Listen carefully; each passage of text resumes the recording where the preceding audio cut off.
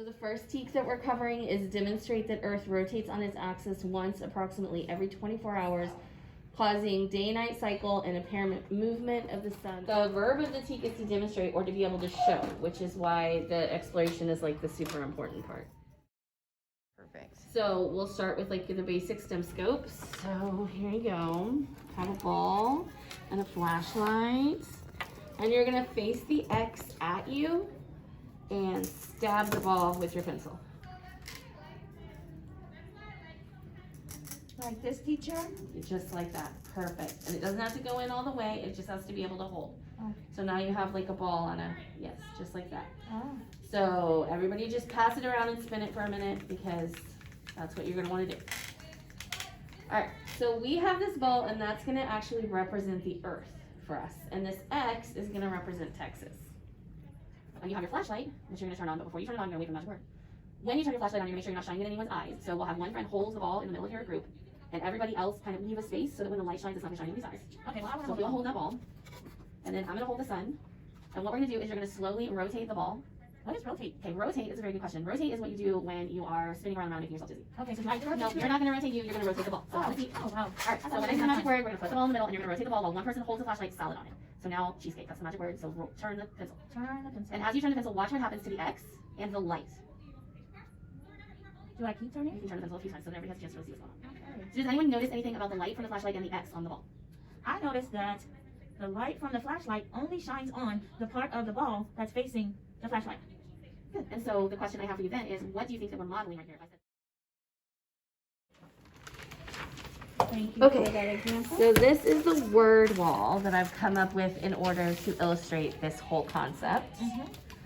And so what I have is I have the Earth.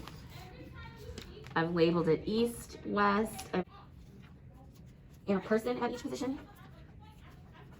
And so we're still on Earth's rotation. Yes, so this is like the word wall part of Earth's rotation. Okay. And then a shadow for each position. So this would just be the basic physical setup of it. My sentence stem up here is the Earth blank from blank to blank, causing the blank of the sun, and I got the Earth rotates from west to east. From east to west. No, it's just west to east, yeah, so that the sun looks like it moves from east to west in order to cause the apparent move, or causing the apparent movement of the sun. So what they would do here is then we would come up with like how would we label this? So of course we would label like sun, and I've already got sunrise, noon, and sunset, but we need to make sure that they talk about these shadows. So like noon, they're gonna talk about a very short shadow because the sun is primarily overhead. Sunrise, long shadow stretching to the west because the sun is in the east. Sunset, long shadow stretching to the east because the sunset is in the west. So that was kind of my idea to kind of really get this shadow thing. That was really good. Yeah, that's awesome. I think we also need to point out the simple fact that sunrise in the east and sets in the west. I've always seen those. It does, yeah. It's because it moves different. Right. I think that's where we get a lot of the confusion. So yeah, that's why I tried to make sure that we had west and east everywhere on Yeah, it this. looks great. And so that would be, I mean, that's basically how I want to reinforce this part of this. And this shouldn't take, like really with the investigation, like a day, this word wall activity, like a day. And then I have these folder games to include, yes, Mia. So when you're doing this piece right here as a class, This is so good. when do you want them to work together as like a pairs and say, okay, this is what you have. Where would you put these things and then build it together? Right, yeah. And then, I mean, yes. I Okay. collaboratively build, but and then build it as a whole. So that right. would be, you know, how you would do that. So then if she and I were your students, we would put it together and be like, oh, this is what we're going to do.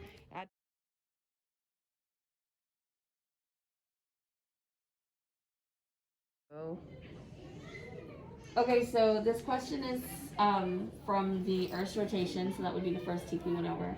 A teacher asks student to explain what they see in this picture. First, 4 student explanations are shown in the box. Student 1, the sun will set in less than 6 hours. Student 2, the sun will reach the east horizon in less than 10 hours. Student 3, the picture shows early morning. Student 4, the picture shows the location of the sun at noon. And which of the students gave a correct explanation? And so because we went through and we did the sheet and this word wall construction and the building, then we should have the whole idea that the sun is causing shadows to stretch away east to west and that the sun is moving in the sky or appearing to move east.